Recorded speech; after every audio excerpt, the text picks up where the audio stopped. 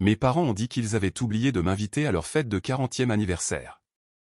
Ensuite, ma tante a envoyé une vidéo de ma mère portant un toast à ses 2 enfants parfaits, prouvant leur mensonge cruel et déclenchant mon plan de vengeance ultime. Je m'appelle Chloé, j'ai 32 ans, je suis une femme. Je vis dans un petit mais confortable appartement à Lyon, une ville située à quelques heures de ma ville natale, Annecy, un endroit que j'ai quitté pour l'université et où je ne suis jamais vraiment revenu.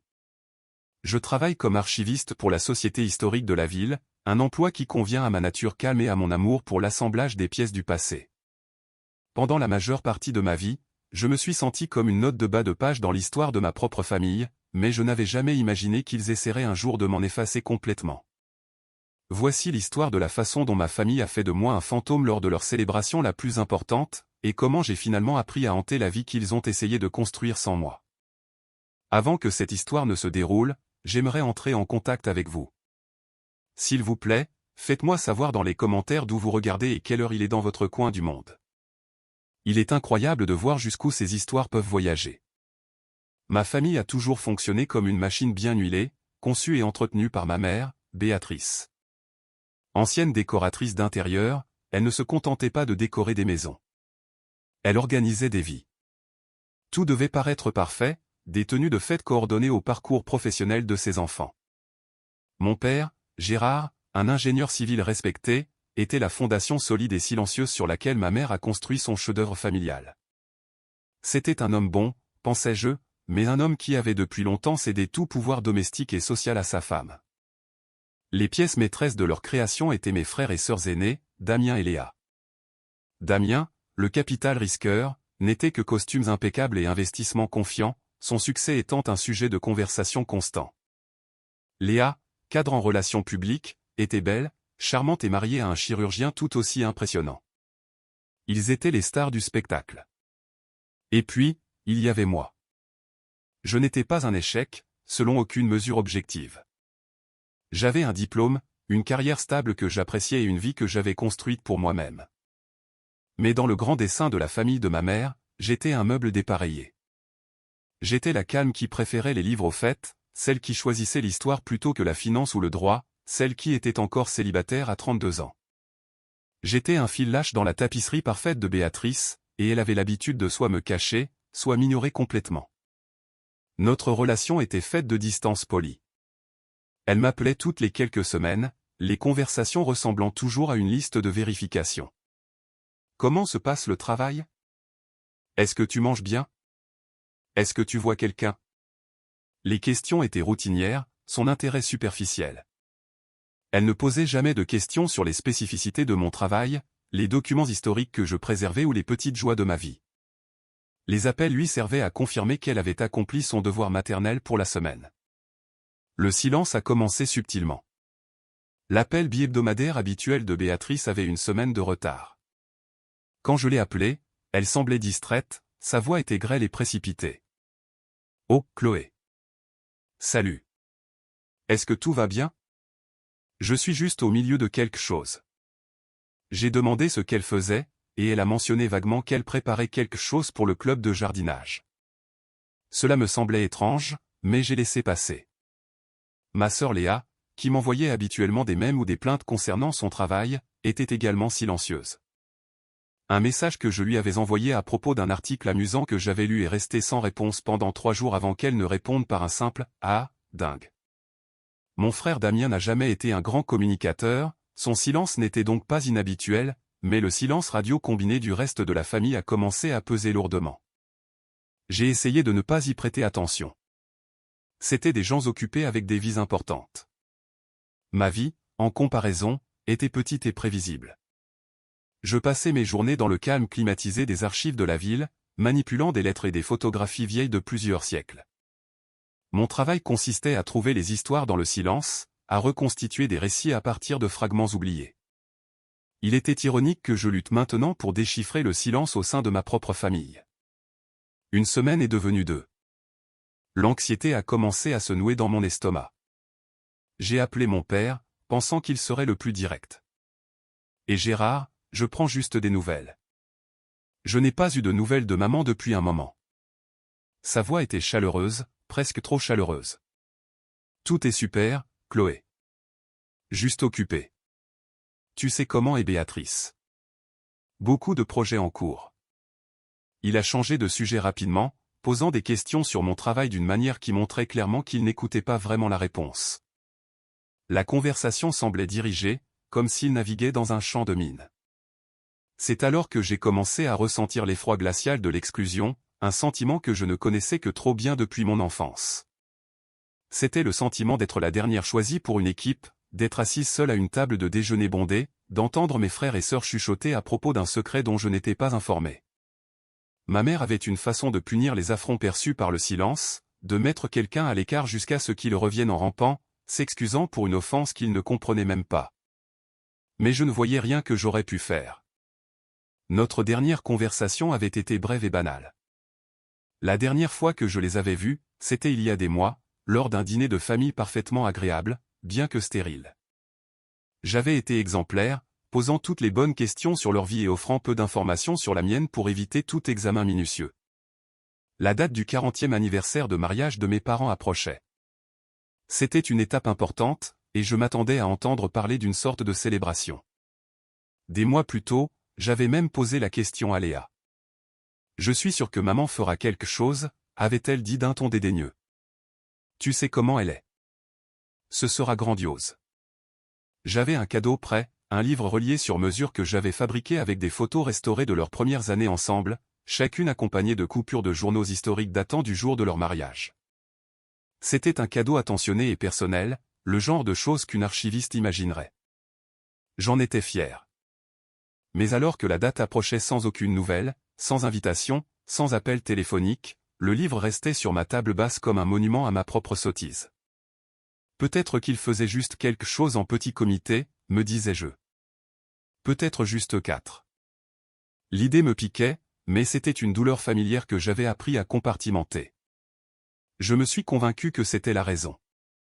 C'était plus facile que d'affronter l'alternative, qu'ils organisaient une fête, une grande fête, et qu'ils avaient simplement décidé de ne pas m'inclure. Le silence n'était plus seulement déroutant. C'était un rugissement délibéré et assourdissant, et je me tenais juste au milieu, complètement seul. Le jour du 40e anniversaire de mes parents est arrivé avec un sentiment écrasant de normalité. Le soleil s'est levé. Je suis allé travailler. Et le monde a continué de tourner comme si ce n'était pas le jour où ma propre famille me traitait comme si je n'existais pas. J'avais décidé de les appeler pour briser le silence moi-même. Je leur souhaiterais un joyeux anniversaire et ferais semblant de ne pas remarquer le vide béant là où une invitation aurait dû se trouver. C'était une stratégie de préservation de soi, une façon de maintenir la paix fragile que j'avais toujours eu la responsabilité de préserver. J'ai appelé le téléphone portable de ma mère vers midi. Je suis tombé directement sur la messagerie vocale, sa voix enregistrée joyeuse étant une parodie cruelle de la chaleur qu'elle me montrait rarement en personne. J'ai essayé le téléphone de mon père. Même résultat. J'ai laissé un message pour chacun d'eux. Salut, Béatrice et Gérard. J'appelle juste pour vous souhaiter un très joyeux 40e anniversaire. C'est une étape tellement incroyable. Je vous aime tous les deux. Ma voix était stable, mais ma main tremblait. Les mots semblaient creux, lancés dans le vide. Le reste de la journée a été une étude sur la distraction. Je me suis plongé dans une nouvelle collection aux archives, les lettres personnelles d'une femme du 19e siècle qui avait été ostracisée par sa famille pour avoir épousé un pauvre marchand. Je ressentais une étrange parenté avec elle, une femme morte depuis plus de 100 ans. Son écriture arachnéenne parlait d'une solitude profonde, d'un désir de connexion qui s'était heurté à une indifférence froide. Elle écrivait avoir vu ses frères et sœurs en ville et qu'ils avaient regardé à travers elle. Je connaissais ce sentiment. Je l'avais ressenti de l'autre côté d'une table de dîner, au téléphone, et maintenant, dans ce silence écrasant. Ce soir-là, j'ai commandé des plats à emporter et j'ai essayé de regarder un film, mais mes yeux ne cessaient de dériver vers mon téléphone, espérant le voir s'allumer avec un message ou un appel. Rien. À 22 heures, je l'avais accepté. Ils n'allaient pas me rappeler. Ils étaient occupés à célébrer leur vie parfaite, une vie dans laquelle j'étais apparemment une vérité dérangeante. Le cadeau que j'avais si soigneusement fabriqué trônait sur ma table, sa magnifique couverture en cuir semblant se moquer de moi. Je l'ai poussé sur le côté, la gorge serrée par des larmes retenues. Je refusais de pleurer. Pleurer me donnait l'impression de leur accorder une victoire. Je n'étais même pas sûr qu'ils essayaient de gagner. Peut-être était-ce une erreur. Peut-être y avait-il une explication simple. Je me suis accroché à ce lambeau d'espoir comme à un canot de sauvetage. Le lendemain matin, l'illusion a volé en éclats. Je parcourais les réseaux sociaux, une habitude machinale pour commencer ma journée, quand une photo m'a arrêté net. Elle avait été publiée par mon cousin, l'un des enfants de Damien. La photo montrait un grand groupe de personnes joyeuses, toutes vêtues de magnifiques tenues de soirée, levant des coupes de champagne pour un toast. Le cadre était une salle luxueusement décorée que je ne reconnaissais pas. Au centre de la photo se tenaient mes parents, Béatrice et Gérard, rayonnants. Ma mère portait une superbe robe argentée. Mon père, un smoking élégant. Ils étaient entourés par la famille. Mon frère Damien et sa famille parfaite étaient là. Ma sœur Léa et son mari étaient là. Toutes mes tantes, oncles et cousins étaient là. Tout le monde.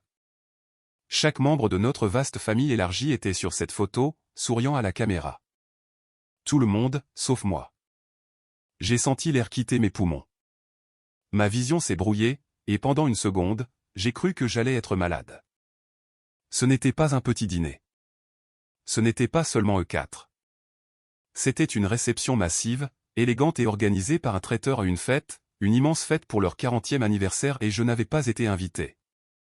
J'ai cliqué sur la photo, les doigts tremblants, et j'ai fait défiler les commentaires. Quelle belle célébration! Félicitations, Béatrice et Gérard.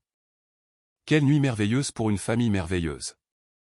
Le mot famille m'a fait l'effet d'un coup de poing dans l'estomac. J'étais leur fille.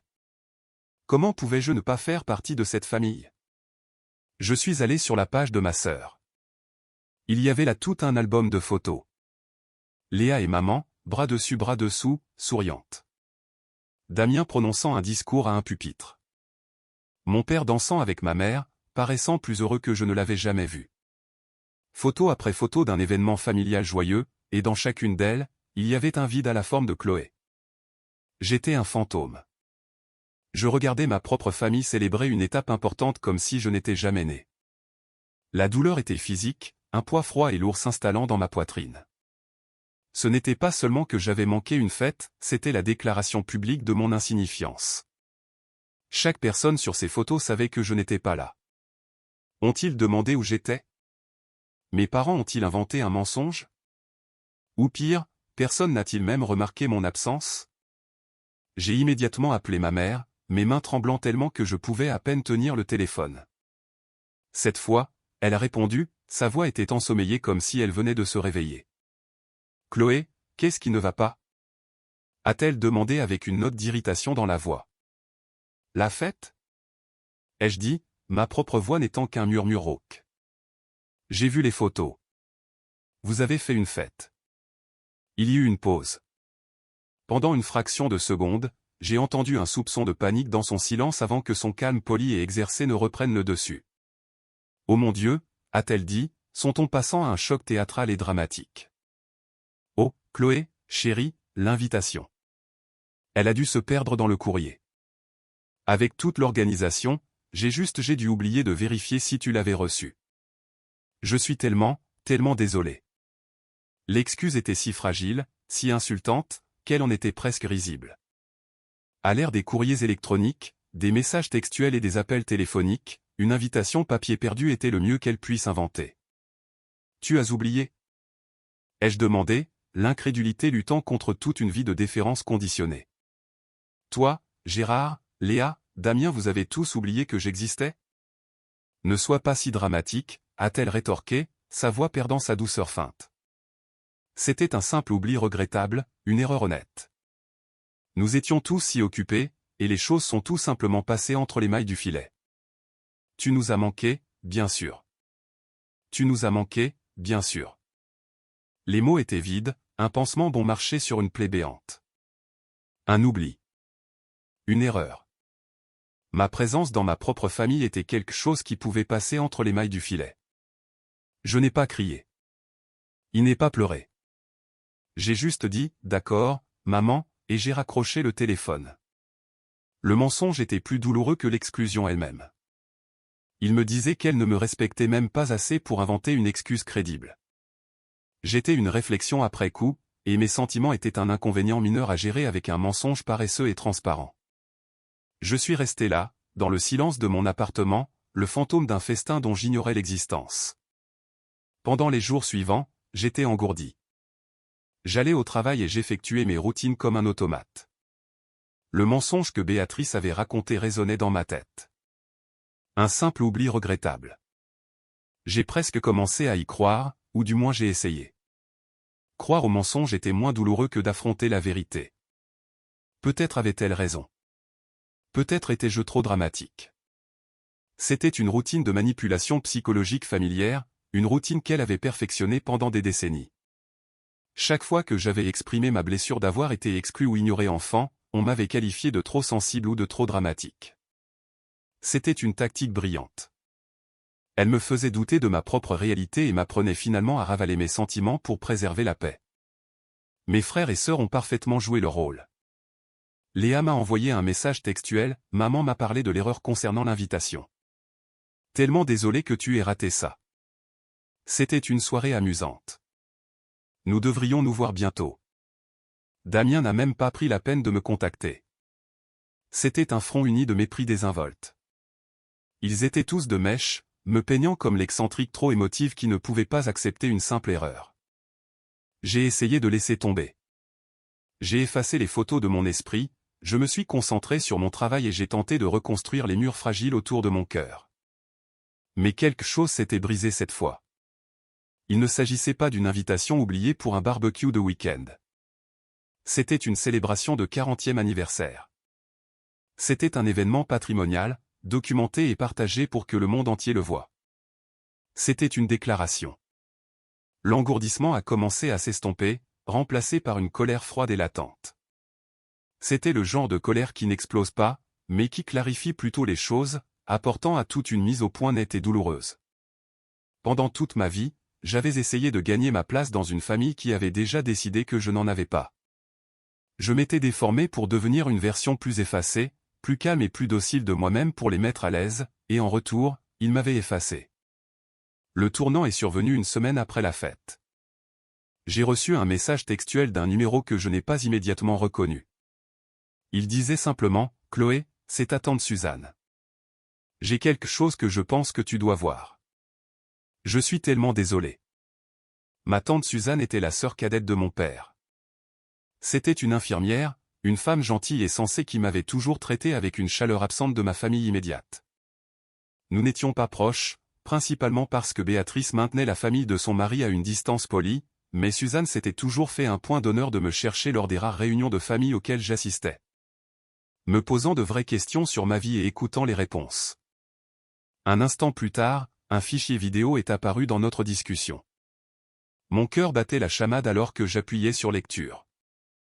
La vidéo avait manifestement été filmée avec un téléphone, elle était légèrement tremblante et remplie du bruit ambiant d'une fête, tintement de verre, rire et musique. La caméra balayait la salle, montrant les visages joyeux et festifs de mes proches. Puis, elle s'est concentrée sur la scène où ma mère, Béatrice, se tenait à un pupitre, une coupe de champagne à la main. Elle était radieuse, chaque centimètre d'elle représentant la matriarche fière. Mon père se tenait à ses côtés, rayonnant. « Je tiens à vous remercier tous d'être venus », commença ma mère, sa voix vibrant d'émotion. 40 ans. 40 ans avec cet homme merveilleux. Elle fit une pause pour les applaudissements. Nous avons construit une si belle vie ensemble. Une belle maison et une belle famille. Elle leva son verre plus haut. Et je dois remercier mes deux enfants parfaits, Damien et Léa. Mon souffle s'est coupé dans ma gorge. 2. Elle a dit 2. Ce n'était pas un lapsus. C'était délibéré. Ils nous ont donné tout ce qu'un parent pouvait espérer, continua-t-elle, sa voix chargée de fierté. Succès, bonheur, de magnifiques petits-enfants. Ils sont, avec leur merveilleux conjoint, la joie de nos vies. Ils ont complété notre famille. Elle a regardé directement Damien et Léa, qui se tenaient près du devant, rayonnant sous ses éloges. Alors, levons nos verres à Damien et Léa, nos enfants parfaits, et à l'héritage que nous avons tous construit ensemble. La foule a hurlé son approbation. À Damien et Léa, a crié quelqu'un. Les verres se sont entrechoqués. La caméra s'est attardée sur le visage souriant de Béatrice un instant avant que la vidéo ne se termine. Je l'ai regardé encore et encore, puis une troisième fois. Chaque visionnage me faisait l'effet d'un nouveau coup de poignard au cœur. Mes deux enfants parfaits. Ils ont complété notre famille. Ce n'était pas un oubli. Ce n'était pas une invitation perdue. C'était un effacement délibéré et calculé. À ce moment-là, devant toute notre famille élargie, ma mère m'avait publiquement renié. Elle s'était tenue sur une scène et avait déclaré au monde qu'elle n'avait que 2 enfants. Je n'étais pas seulement oublié. J'étais nié. J'ai enfin compris. Je n'étais pas le meuble dépareillé. J'étais le défaut dans le design, la fissure dans la façade. Et pour maintenir l'illusion de perfection, ma mère avait décidé de me recouvrir de plâtre, de prétendre que je n'avais jamais été là. La douleur était immense, une lame de fond de toute une vie d'affront et de mise à l'écart s'abattant sur moi d'un coup. Mais sous la douleur, quelque chose d'autre s'agitait. La colère latente avait trouvé son combustible. Ce n'était plus un sentiment vague et sans direction. C'était une certitude froide, dure et tranchante comme le diamant. L'engourdissement avait disparu. La blessure était toujours là, mais elle était désormais secondaire par rapport à une nouvelle résolution puissante. Ils pensaient que j'étais un fantôme. Très bien. Il était temps de leur montrer ce qu'un fantôme pouvait faire. Ma vie de fille effacée et conciliante était terminée. L'archiviste en moi, la partie de moi qui déterre méticuleusement les vérités cachées, était désormais aux commandes. Ma famille avait créé une fiction, une histoire soigneusement organisée de leur vie parfaite. J'ai décidé qu'il était temps de fournir quelques documents manquants. La vidéo de tante Suzanne était la clé, la pierre de Rosette qui traduisait toute une vie de signaux déroutants en une seule languideuse de rejet. Avec cette nouvelle clarté, j'ai commencé à regarder en arrière non pas avec le filtre flou de l'espoir et de l'obligation familiale, mais avec l'œil aiguisé et analytique d'une archiviste. Mon travail consistait à passer au crible des archives, à trouver des schémas et à construire un récit à partir de preuves.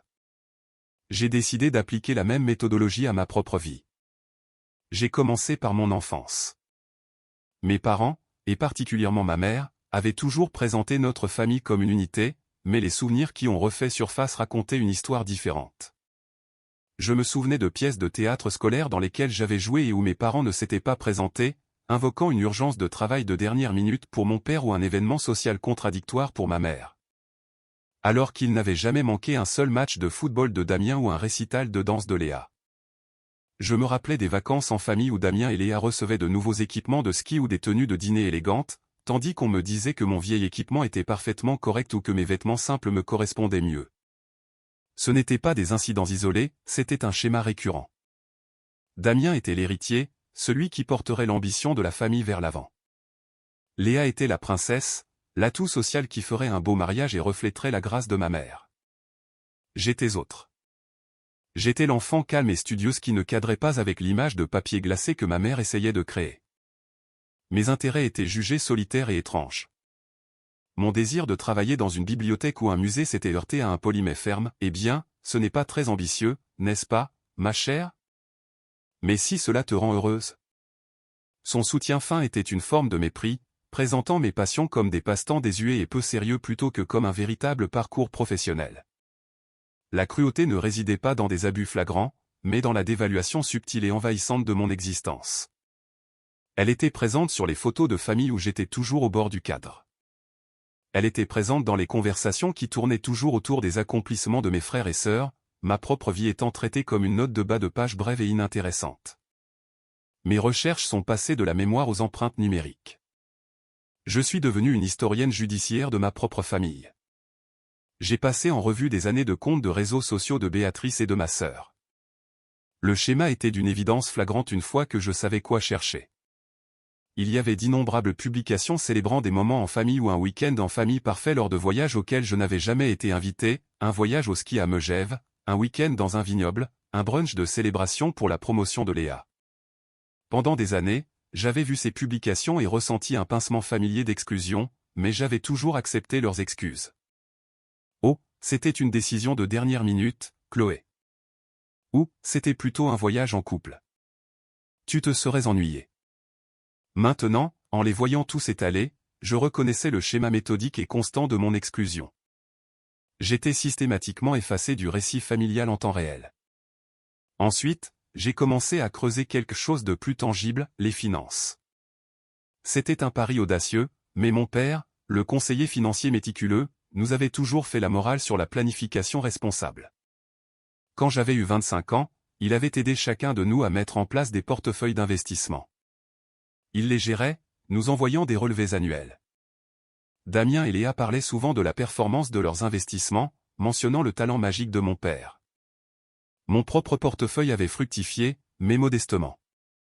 J'avais toujours supposé que c'était parce que j'avais commencé avec moins de capital initial. Par simple intuition, j'ai décidé de transférer mon portefeuille à un nouveau conseiller indépendant. Pour ce faire, j'avais besoin de l'historique complet du compte, chose que mon père avait toujours gérée. Je l'ai appelé, feignant le désir d'être plus proactive avec mes finances. Il semblait hésitant, voire légèrement paniqué, mais il ne pouvait raisonnablement refuser sans éveiller les soupçons. Lorsque les documents sont arrivés une semaine plus tard, j'ai passé tout un week-end à croiser les relevés sur plusieurs années. Ce que j'ai découvert m'a glacé le sang. Mon père n'avait pas géré nos comptes de manière égale. Alors que les portefeuilles de mon frère et de ma sœur étaient remplis d'actions à forte croissance et agressives qui avaient généré de beaux profits, le mien était presque entièrement composé d'obligations conservatrices à faible rendement. Ce n'était pas le pire. J'ai découvert plusieurs retraits importants sur mon compte au fil des ans, autorisés par lui en tant que gestionnaire de compte. Les dates de ces retraits étaient d'une précision effrayante. L'un correspondait à la compte pour le premier appartement de luxe de Damien. Un autre s'alignait parfaitement avec le somptueux mariage de Léa à Cannes. Mon père, l'homme que je pensais être au moins passivement gentil, avait systématiquement siphonné de l'argent de mon avenir pour financer le train de vie de ses enfants parfaits. Il me prenait littéralement pour leur donner. Ce n'était pas seulement de la négligence émotionnelle. C'était une trahison financière calculée. La fondation qu'il avait prétendument construite était une imposture, du moins pour moi. Il n'avait pas seulement permis à ma mère de m'écarter, il avait activement participé, utilisant ses compétences professionnelles pour me désavantager tout en élevant mes frères et sœurs. Cette découverte était la dernière pièce du puzzle. La fête d'anniversaire n'était pas un événement isolé. Le toast n'était pas seulement un mauvais choix de mots. C'était l'aboutissement d'un projet de plusieurs décennies visant à minimiser mon existence et à réallouer mes ressources émotionnelles, sociales et financières aux enfants qu'ils valorisaient réellement. Ils ne m'avaient pas seulement oublié, ils avaient activement profité de mon absence. La tristesse sourde que je ressentais depuis si longtemps a été balayée par une rage incandescente. J'avais les preuves. J'avais les souvenirs, la trace numérique, et maintenant les dossiers financiers. L'archiviste avait terminé ses recherches. L'histoire était claire, laide et indéniable. Ma famille n'avait pas seulement organisé une image parfaite. Il l'avait construite sur une fondation de mensonges, de vols et de mon propre effacement. Et je savais avec une certitude absolue que je n'allais pas les laisser s'en sortir ainsi. Le silence qu'ils m'avaient imposé pendant des années allait être brisé, et le bruit ferait s'écrouler leur monde soigneusement construit. Pendant une semaine, je suis resté assise avec les preuves.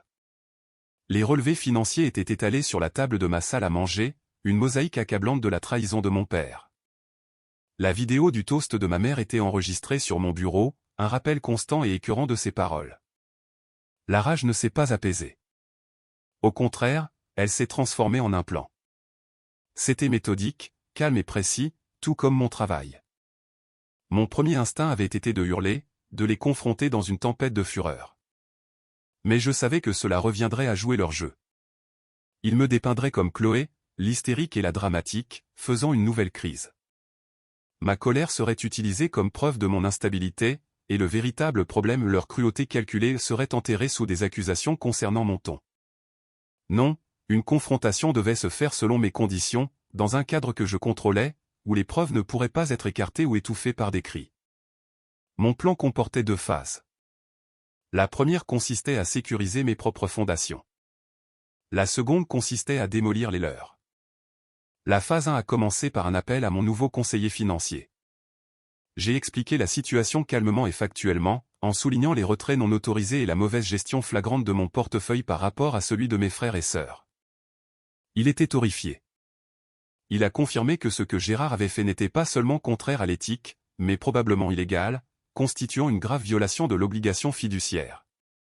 Nous avons immédiatement entamé le processus de transfert de tous mes actifs vers une nouvelle société, une société qui n'avait aucun lien avec mon père.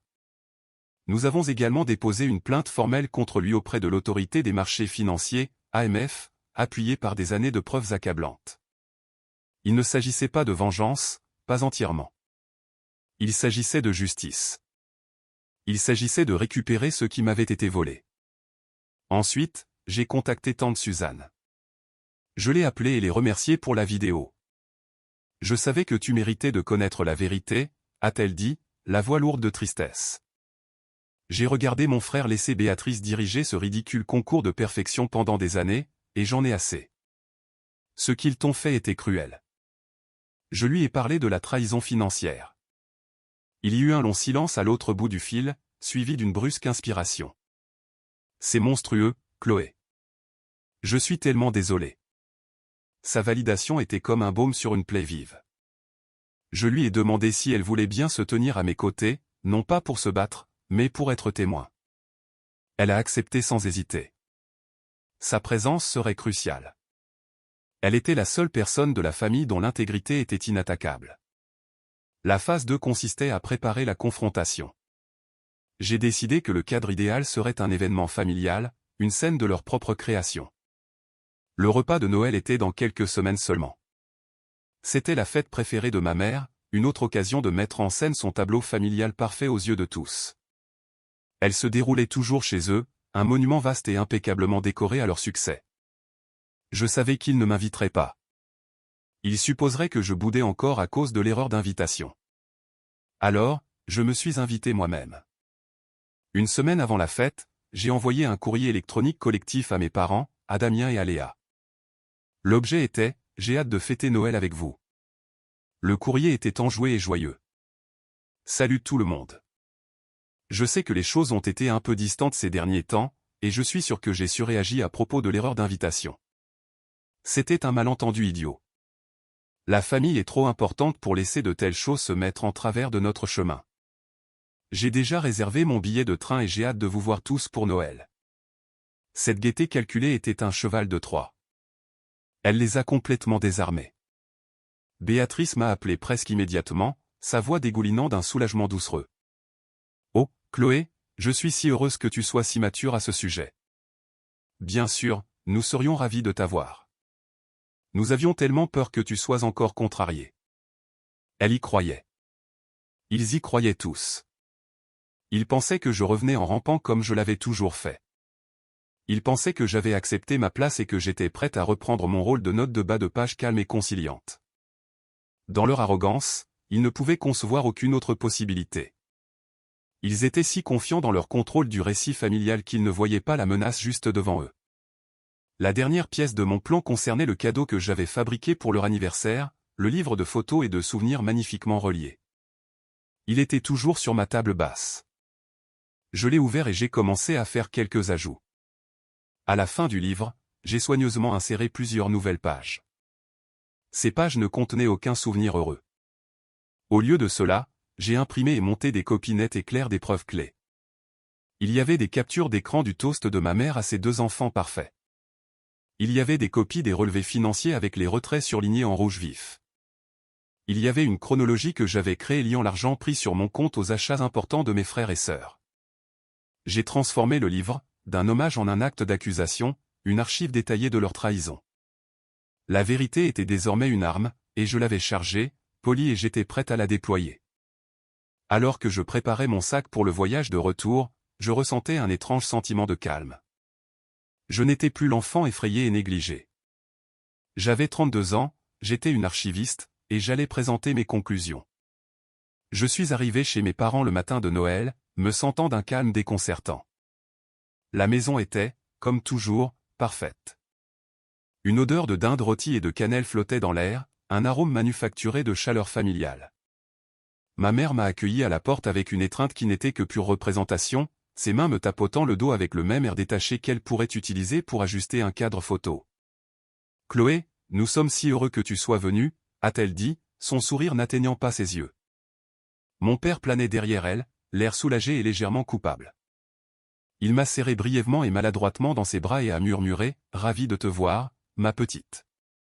Léa et Damien étaient déjà là avec leur famille, remplissant la maison de bruit et de rire. Ils m'ont traité avec une sorte de pitié magnanime, comme s'ils étaient les monarques gracieux accueillant un courtisan égaré de retour au bercail. « Content que tu aies pu venir, cher », a dit Damien en me tapant sur l'épaule avant de retourner à une conversation sur le marché boursier. Léa m'a fait un baiser dans le vide et a dit « Ce pull est mignon ». La condescendance était si épaisse que je pouvais la goûter. Ils n'avaient aucune idée de ce qui les attendait. Ils voyaient la même Chloé de toujours, celle qui absorberait leurs affronts et s'effacerait à l'arrière-plan. J'ai joué mon rôle.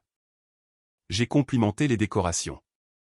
J'ai interrogé mes frères et sœurs sur leur travail. J'ai joué avec mes nièces et mes neveux.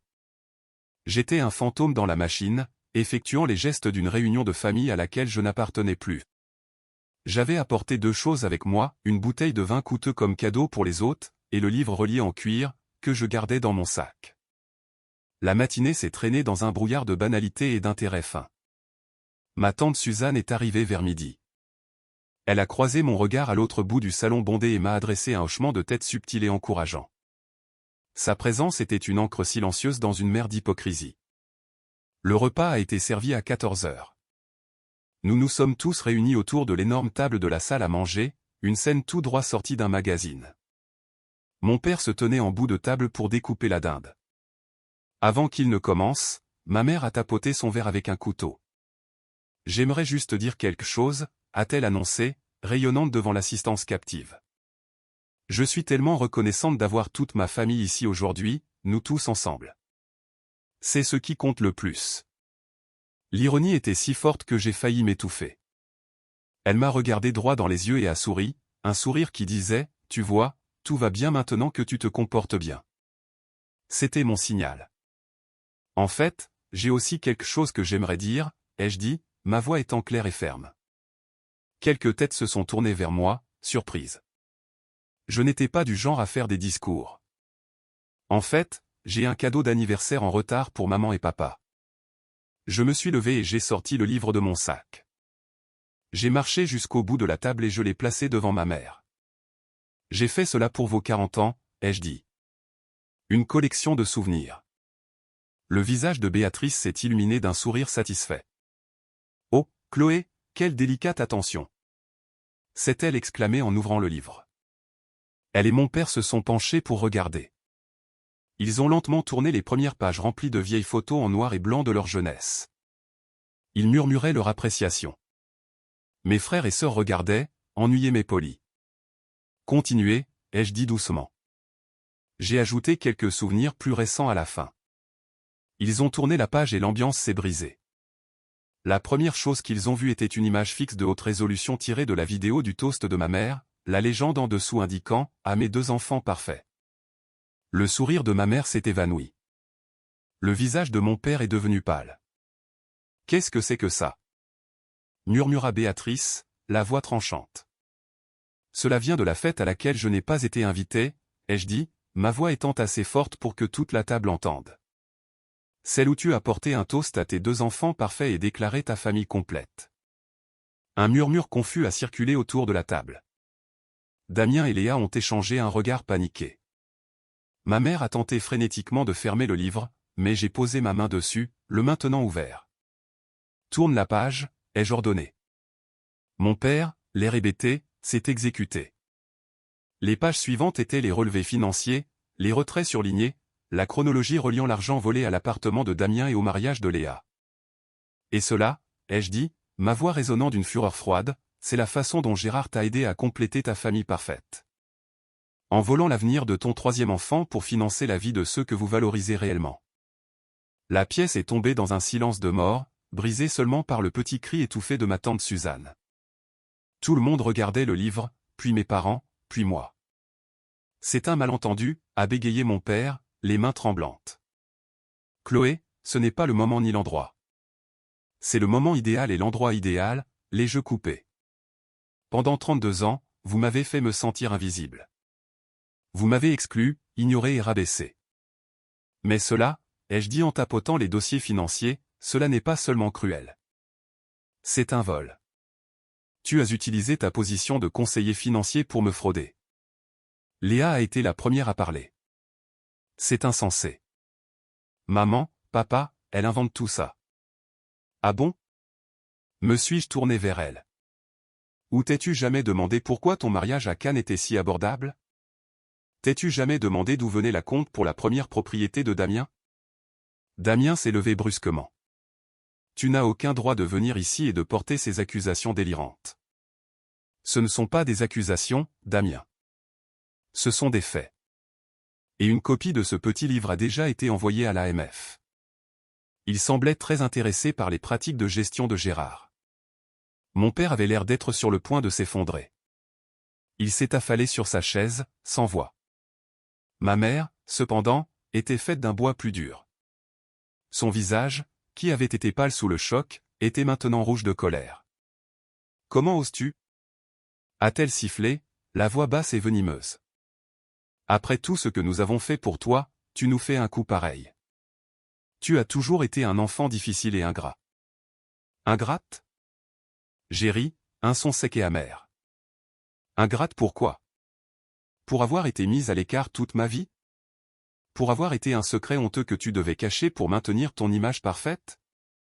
Tu n'as pas oublié de m'inviter à la fête. Tu m'as renié dans ce discours. Tu n'as juste pas eu le courage de me le dire en face. J'ai regardé ma famille élargie qui observait toute la scène dans un silence stupéfait. Je veux que vous sachiez tous, ai-je dit d'une voix ferme, que la famille que vous voyez ici est un mensonge. C'est une performance orchestrée par une femme qui valorise les apparences plus que son propre enfant et financée par un homme qui a trahi sa confiance. J'ai fini d'être votre fantôme. J'ai fini d'être votre note de bas de page. Je leur ai tourné le dos, j'ai tourné le dos à la dinde parfaite qui refroidissait sur la table, au naufrage de leur vie parfaite. Je me suis approché de ma tante Suzanne. Merci, ai-je chuchoté. Elle m'a serré la main, les yeux remplis de larmes. Je suis fier de toi, a-t-elle murmuré en retour. Je n'ai pas regardé en arrière en franchissant la porte d'entrée. Je n'en avais pas besoin. J'avais dit tout ce que j'avais à dire. Le silence avait été brisé. La vérité avait été archivée, documentée et présentée. La dernière réunion de famille était terminée. Et pour la première fois de ma vie, je me sentais libre. Les jours qui ont suivi ce repas de Noël ont été étrangement calmes, mais c'était un silence différent. Ce n'était pas le silence lourd et oppressant de l'exclusion, mais le silence propre et vide d'un espace qui a été débarrassé de son désordre. Je n'ai pas eu de nouvelles de mes parents ni de mes frères et sœurs. Je ne m'y attendais pas. Les lignes de communication avaient été définitivement rompues, non par un malentendu, mais par la lame propre et tranchante de la vérité. J'ai bloqué leur numéro, non par colère, mais par besoin de paix. J'avais passé toute ma vie à attendre un appel de leur part, une miette d'attention ou d'approbation. Maintenant, le silence de leur part était un cadeau. La première notification officielle est arrivée environ 2 semaines plus tard. C'était une lettre de l'AMF confirmant qu'il lançait une enquête complète sur la conduite professionnelle de mon père. Sa carrière de conseiller financier de confiance était, à toutes fins utiles, terminée. Je n'ai pas ressenti de joie triomphante, mais une satisfaction sombre et sobre. Il ne s'agissait pas de le punir, il s'agissait de conséquences. Il avait bâti sa réputation sur l'intégrité et la confiance, tout en trahissant systématiquement la mienne. La fondation qu'il avait construite pour sa famille parfaite craquait maintenant sous le poids de ses propres actes. Les retombées sociales ont été tout aussi importantes. Tante Suzanne me tenait au courant par des appels respectueux et espacés. L'histoire de la confrontation de Noël avait déchiré la famille élargie. Il y avait 2 camps. L'un, dirigé par le côté maternel de la famille, défendait farouchement mes parents, me peignant comme une fille vindicative et troublée qui avait fabriqué une histoire malveillante pour gâcher une fête. L'autre camp, composé principalement des parents de mon père qui se méfiaient depuis longtemps de l'ascension sociale de Béatrice, était horrifié. Ils avaient vu l'expression sur le visage de mon père quand il avait vu les documents. Ils me croyaient. Les familles ont pris parti, de vieilles tensions ont refait surface, et le monde social parfaitement organisé de ma mère a commencé à s'effriter. Elle n'était plus la matriarche respectée, mais le sujet de potins et de spéculation. Le portrait de famille parfait qu'elle avait passé sa vie à créer était désormais fracturé au-delà de toute réparation. Je me suis concentré sur ma propre vie avec une clarté que je n'avais jamais eue auparavant. L'énergie que j'avais autrefois passée à essayer de comprendre ma famille, à essayer de leur plaire, à essayer de gagner leur amour, était maintenant la mienne pour l'investir en moi-même. Je me suis investi dans mon travail aux Archives de Lyon, trouvant une satisfaction profonde et ancrée dans la préservation des histoires des autres. J'ai commencé un projet dont je rêvais depuis longtemps, la numérisation des plus vieux négatifs photographiques de la ville, afin de les rendre accessibles au public. C'était un travail riche de sens, reliant le passé au présent, donnant une voix à ceux qui avaient été oubliés. Mon nouveau conseiller financier m'a aidé à mettre en place un plan d'investissement sain et transparent en euros.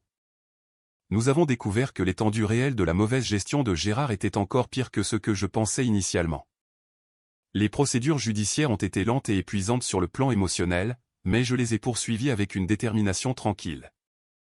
C'était mon argent, mon avenir, et je le récupérais. Un accord a finalement été conclu, mon père acceptant de rembourser l'intégralité de la somme siphonnée, augmentée de dommages et intérêts, afin d'éviter des poursuites pénales et publiques plus graves. C'était une somme importante, et cela a obligé mes parents à vendre la grande maison impeccable où j'avais grandi en me sentant comme une invitée. Le symbole de leur vie parfaite avait disparu, vendu pour payer leur décennie de tromperie.